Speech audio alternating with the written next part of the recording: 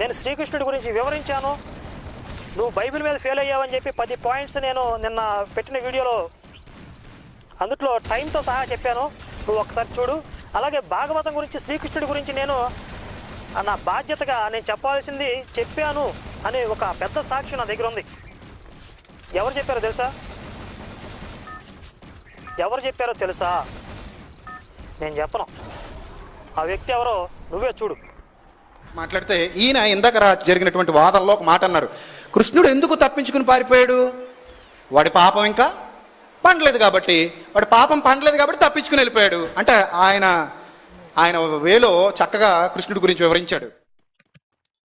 చూసావా? అలవాట్లో పొరపాటుగా నువ్వే చెప్పేసావు. కరుణాకర్ శ్రీకృష్ణుడి గురించి చాలా చక్కగా వివరించాడు. అధ్యక్షుడి సాక్ష్యం కంటే ప్రతివాది సాక్ష్యం ఎక్కువ. ఇంతకు మించిన సాక్ష్యం ఏం కావాలి ఇంకా?